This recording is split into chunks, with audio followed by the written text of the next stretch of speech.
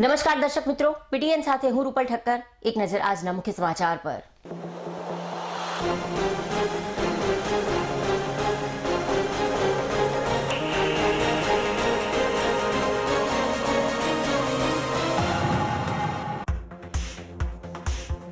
પાટણના સુભાષ ચોક વિસ્તારનું pay and use શૌચાલય થયું બંધ.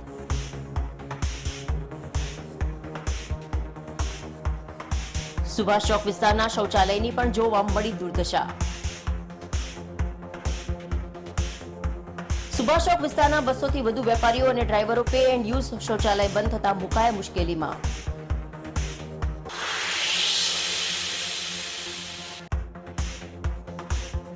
લાયન્સ અને લિયો ક્લબ ઓફ પાટણ દ્વારા કરાયું ફૂડ પેકેટનું વિતરણ.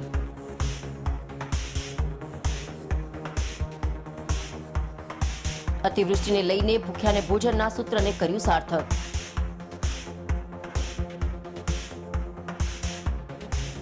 પાટણના સ્લમ વિસ્તાર સહિત ઝૂંપડપટ્ટી વિસ્તારોમાં 500 ફૂડ પેકેટોનું કરાયું વિતરણ.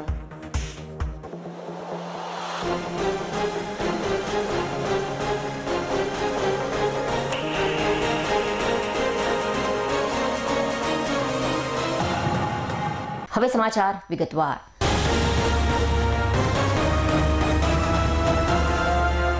ભાજપ શાસિત પાટણ નગરપાલિકાની અણઆવડત અને બેદરકારીનો ભોગ શહેરીજનો બની રહ્યા છે.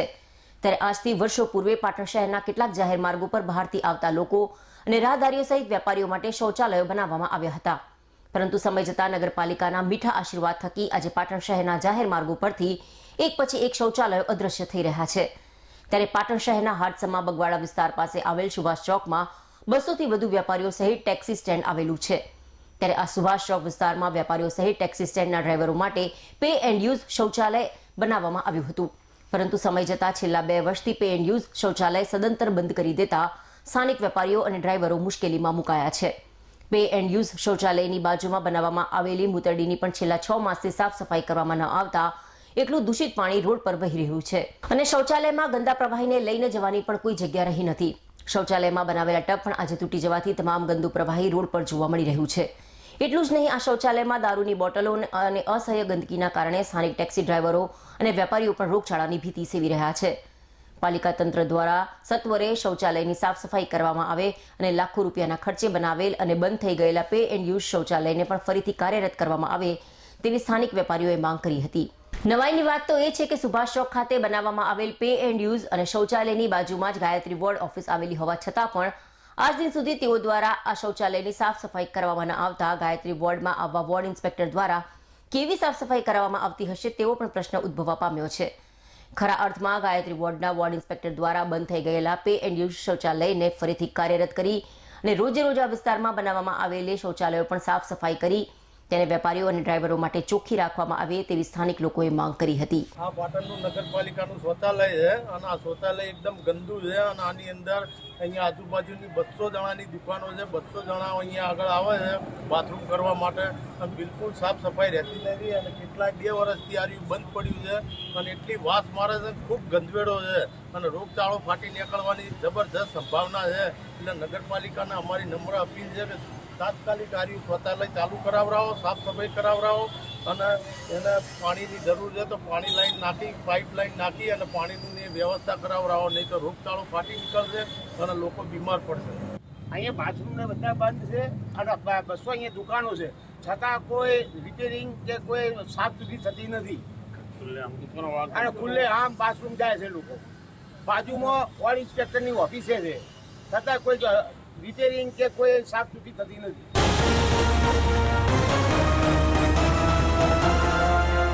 સવારે 6:20 કલાકે પાટણથી સાબરમતી જતી ડેમુ ટ્રેનમાં નિત્ય અપડાઉન કરતા મુસાફરોના ગ્રુપ દ્વારા રેલવેની મુસાફરી સહી સલામત બની રહે અને રસ્તામાં કોઈ વિઘ્ન ન સર્જાય તેવી ભાવના સાથે છેલ્લા કેટલાક વર્ષોથી શ્રાવણ માસમાં રેલવેની અંદર ભગવાન શ્રી સત્યનારાયણની કથાનું આયોજન કરવામાં આવતું હોય છે. ચાલુ સાલે પણ શનિવારે સવારે 6:20 કલાકે પાટણથી સાબરમતી જતી રેલવેમાં ભગવાન શ્રી સત્યનારાયણની કથાનું સુંદર આયોજન કરવામાં આવ્યું હતું, જેમાં દરેક રેગ્યુલર પેસેન્જર ગ્રુપના સભ્યોએ ઉપસ્થિત રહી કથા શ્રવણનો લાભ લઈ ધન્યતા અનુભવી હતી. સાથે સાથે આખી ટ્રેનમાં જેટલા પણ મુસાફરો સફર કરતા હતા તે દરેકને કથાનો મહાપ્રસાદ વિતરણ કરવામાં આવ્યો હતો. પાટણથી સાબરમતી જતી રેલવેમાં રેગ્યુલર પેસેન્જર ગ્રુપના સભ્યો દ્વારા છેલ્લા કેટલાક વર્ષોથી રાબેતા મુજબ શ્રાવણ માસમાં ભગવાન શ્રી સત્યનારાયણ દેવની કથા કરવામાં આવે છે. જે પરંપરાને ચાલુ સાલે પણ શ્રાવણ માસના પવિત્ર શનિવારે નિભાવવામાં આવી હતી. રેલવેમાં ભગવાન શ્રી સત્યનારાયણની પવિત્ર અને ધાર્મિક કથાના આયોજનમાં પાટણ રેલવે વિભાગ તરફથી ખૂબ જ સારો સહકાર આપવામાં આવતો હોવાનું રેગ્યુલર પેસેન્જર ગ્રુપના સભ્યોએ જણાવ્યું હતું. શનિવારે સવારે પાટણથી સાબરમતી રેલવેમાં આયોજિત ભગવાન શ્રી સત્યનારાયણની કથાના યજમાન પદે કલ્પેશભાઈ દરજી અને પ્રવીણભાઈ પરિવારે લાભો લીધો હતો. કથાનું સુંદર રસપાન પાટણ જગદીશ મંદિરના પૂજારી કનુભાઈ દ્વારા કરાવવામાં આવ્યું હતું.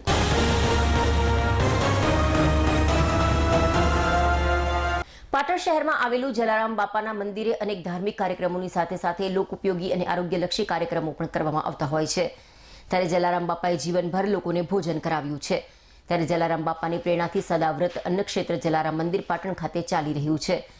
ત્યારે તાજેતરમાં અતિવૃષ્ટિના કારણે શ્રમજીવી વિસ્તારમાં લોકો ભોજનથી વંચિત ન રહી જાય તે માટે જલારામ અન્નક્ષેત્ર દ્વારા સવાર સાંજ 2 ટાઈમ શ્રમજીવી વિસ્તારમાં લોકોને ભોજન પહોંચાડવાનું સુંદર કાર્ય કરવામાં આવતા ગરીબ અને જરૂરિયાતમંદ લોકોમાં જલારામ મંદિરના આ સેવાકીય કાર્યને બિરદાવી તેઓની સરાહના કરી હતી. આ પ્રસંગે જલારામ મંદિર ટ્રસ્ટના ટ્રસ્ટી નારાયણ કાકાએ જલારામ બાપાની પ્રેરણાથી આ તમામ સેવાકીય કાર્યો કરવામાં આવતા હોવાનું જણાવી અતિવૃષ્ટિને ધ્યાનમાં રાખીને શ્રમજીવી વિસ્તારના લોકો ભોજનથી વંચિત ન રહી જાય તે માટે જલારામ અન્નક્ષેત્ર દ્વારા તેઓને ભોજન પહોંચાડવાનું કાર્ય કરવામાં આવ્યું હોવાનું જણાવ્યું હતું. રામ નામે લઈને જેતે રામ ઢાકે પર વંદન કરું જય જય જલારામ. જલારામ બાપે જીવનભર લોકોને ખવડાવ્યું અને જે લોકો આવતા હતા એમને પાસે સદાવ્રતથી એમને પોતે અન્નક્ષેત્ર ચલાવ્યું. એની પ્રેરણારૂપી જલારામ મંદિર પાટણમાં પણ સદાવ્રત અન્નક્ષેત્ર ચાલે છે. બંને ટાઈમ ફ્રી ભોજન અપાય છે અને મેડિકલ હોસ્પિટલોમાં પણ ફ્રી ટિફિનો જાય છે.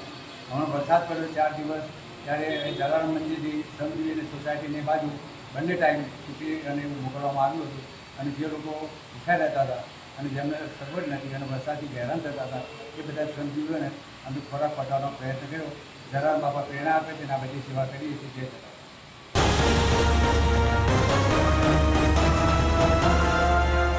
રાજ્યમાં ગુણવત્તાસભર શિક્ષણ મળી રહે તે માટે તાજેતરમાં રાજ્ય સરકારે 162 નવીન શાળાઓની ભેટ આપી છે. તેને અનુલક્ષીને પાટણ જિલ્લાના સરસ્વતી તાલુકાના હૈદરપુર, ખોડાણા તેમજ ખારેડા ગામ ખાતે કેબિનેટ મંત્રી બળવંતસિંહ રાજપૂતના વરદ હસ્તે નવીન માધ્યમિક શાળાનો પ્રારંભ કરાવ્યો હતો. આ પ્રસંગે ગામના આગેવાનોએ કેબિનેટ મંત્રીને રથ પર બેસાડીને કુમકુમ તિલકથી ભવ્ય સ્વાગત કરવામાં આવ્યું હતું. નવીન શાળાના ઉદ્ઘાટન પ્રસંગે કેબિનેટ મંત્રી બળવંતસિંહ રાજપૂતે જણાવ્યું કે ગુજરાત રાજ્યમાં શિક્ષણનું સ્તર વધે, બાળકોનો સર્વાંગી વિકાસ થાય તે દિશામાં વડાપ્રધાન શ્રી નરેન્દ્રભાઈ મોદીએ 2002થી કેડી કંડારી, જેને પગલે ગુજરાત રાજ્યના મુખ્યમંત્રી શ્રી ભૂપેન્દ્રભાઈ પટેલ એ જ દિશામાં કામ કરી રહ્યા છે.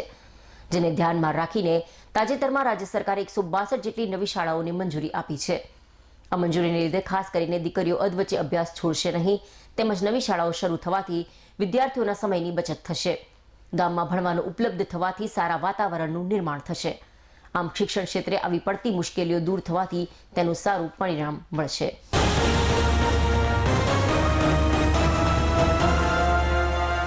સિદ્ધપુરના લુખાસણ ગામે 21 જુલાઈએ મળેલી મહિલાની લાશ મામલે ચોંકાવનારો ખુલાસો થયો છે.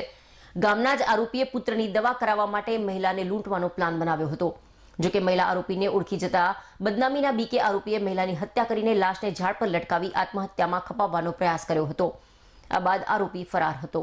ગઈકાલે 40 દિવસે આરોપીએ ઘરે આવતા સમગ્ર મામલો ચોંકાવનારો ખુલાસો થયો છે.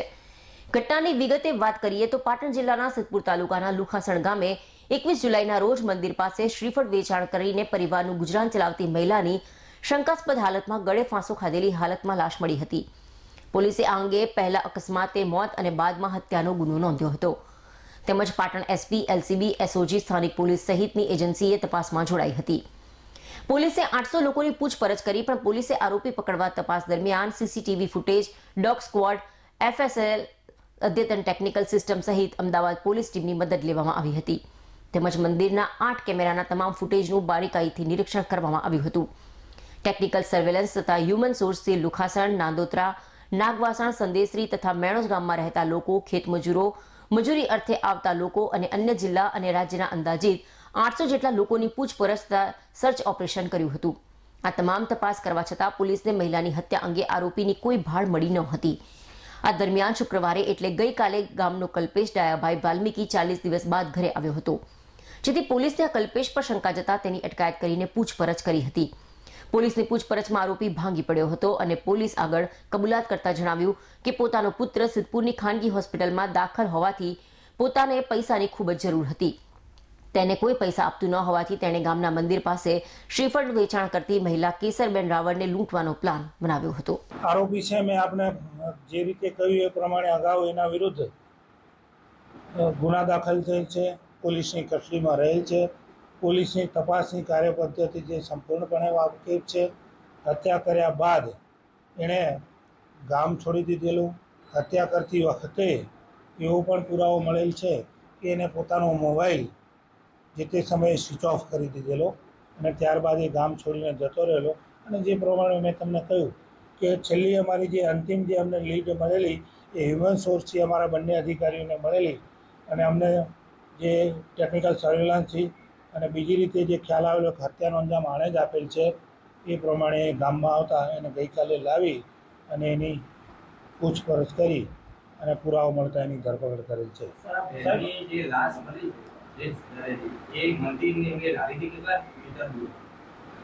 આશરે 400 મીટર જેટલું દૂર છે.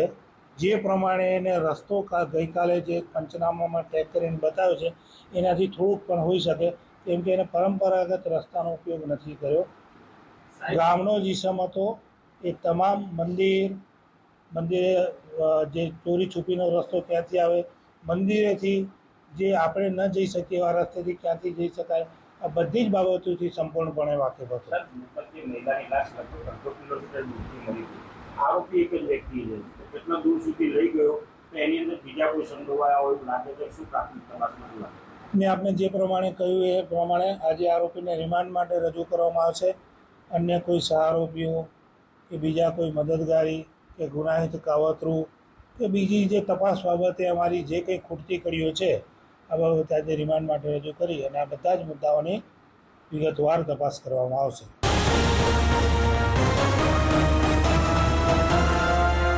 લાયન્સ અને લિયો ક્લબ ઓફ પાટણ છેવાડાના માનવી સુધી પોતાની સેવાની સુવાસ પ્રસરાવવામાં હંમેશા અગ્રેસર રહી છે. ત્યારે છેલ્લા કેટલાક દિવસથી અતિવૃષ્ટિના કારણે ઝૂંપડપટ્ટી અને સ્લમ એરિયાના લોકો ભોજનથી વંચિત ન રહી જાય તે દિશામાં લાયન્સ અને લિયો ક્લબના સભ્યોએ વિચારીને એક સુંદર પ્રોજેક્ટનું નિર્માણ કર્યું હતું.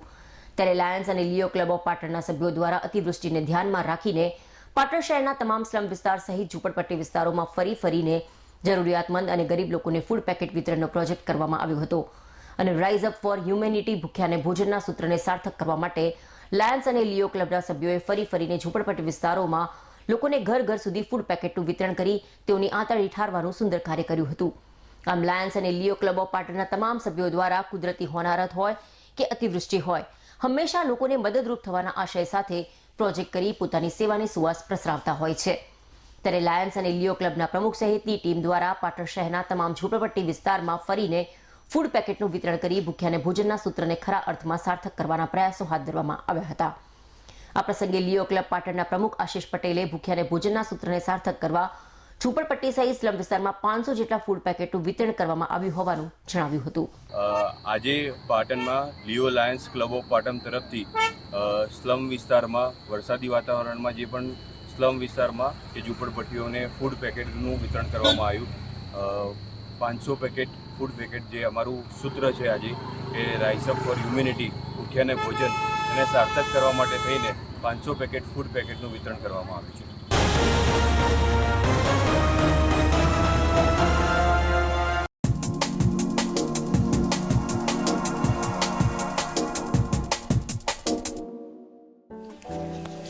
જય માતાજી મિત્રો, આજે છે 1 સપ્ટેમ્બર 2024. તો આપણે જોઈએ 12 રાશિઓનું સાપ્તાહિક રાશિફળ. સૌથી પહેલા મેષ રાશિના જાતકો આપણા આ અઠવાડિયામાં ફાઇનાન્શિયલી ઘણું જ સારું રહેશે. તમે જે મહેનત કરો છો એનું ઘણું સારું ફળ મળશે. નાણાકીય રીતે પણ તમને ફાયદો થશે. રિલેશનશિપ્સ ઘણા સારા રહેશે, પરંતુ તમારે તમારા આરોગ્યનું ધ્યાન રાખવાનું છે. હવે આપણે જોશું સેકન્ડ રાશિ વૃષભ રાશિના જાતકો આ અઠવાડિયામાં તમારા કામમાં, તમારા બિઝનેસમાં, નોકરીમાં થોડી અડચણો આવી શકે છે, તો તમારે સતર્ક રહેવાનું છે. તમારા રિલેશનશિપ ઘણા સારા રહેશે અને હેલ્થ બી ઘણી સારી રહેશે. તો આ અઠવાડિયું વૃષભ રાશિ માટે રિલેશનશિપ અને હેલ્થમાં ઘણું સારું રહેશે. હવે આપણે જોશું ત્રીજી રાશિ મિથુન રાશિના જાતકો માટે તો આ અઠવાડિયું ઘણું જ શુભ ફળ લઈને આવી રહ્યું છે. તમારા કરિયરમાં તમને ફાયદો થશે.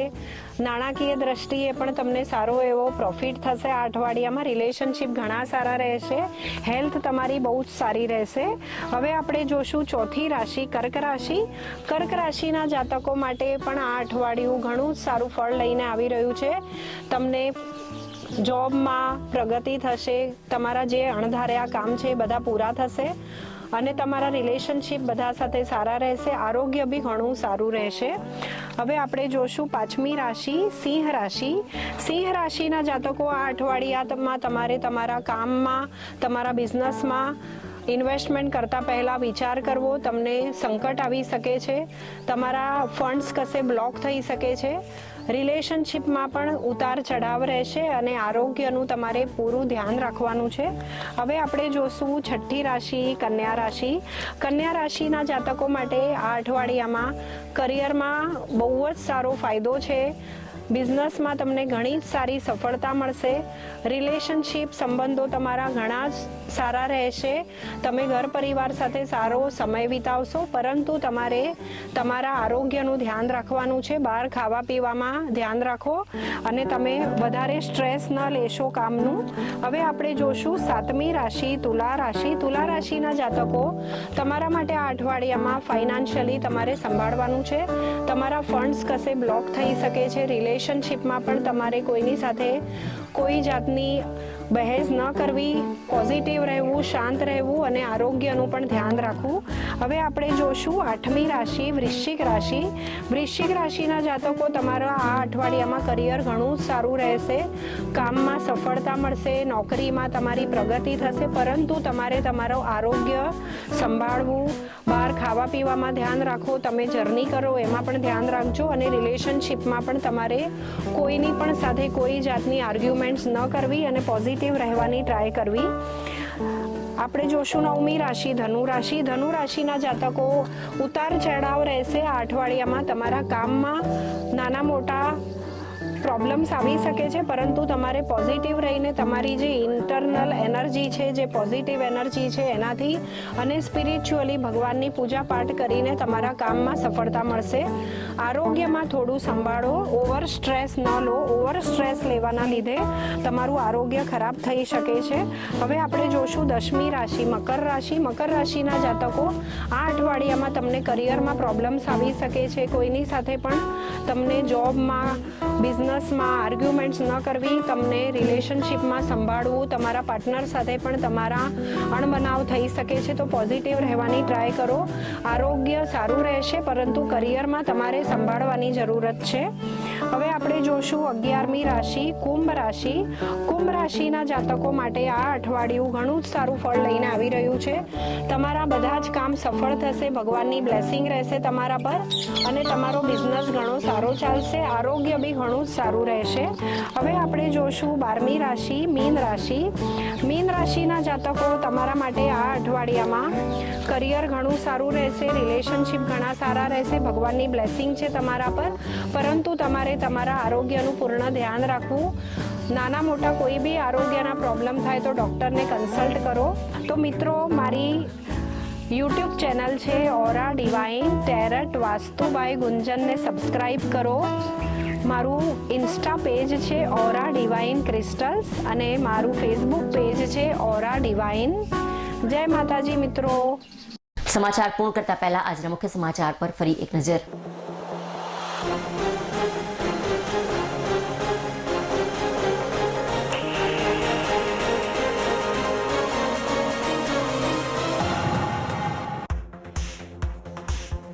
પાટણના સુભાષ ચોક વિસ્તારનું પે એન્ડ યુઝ શૌચાલય થયું બંધ.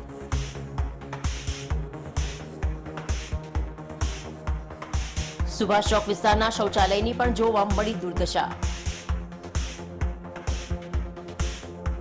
સુભાષ ચોક વિસ્તારના 200 થી વધુ વેપારીઓ અને ડ્રાઈવરો પે એન્ડ યુઝ શૌચાલય બંધ થતા મુકાયા મુશ્કેલીમાં.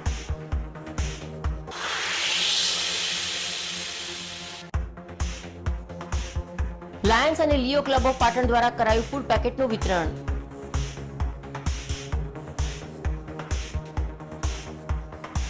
અતિવૃષ્ટિને લઈને ભૂખ્યાને ભોજનના સૂત્રને કર્યું સાર્થક.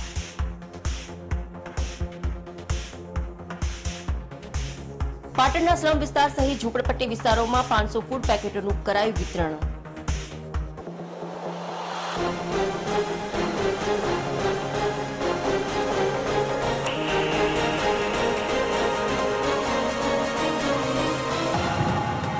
આ સાથે આજનું સમાચાર બુલેટિન અહીં સમાપ્ત કરીએ. રજા આપશો. નમસ્કાર.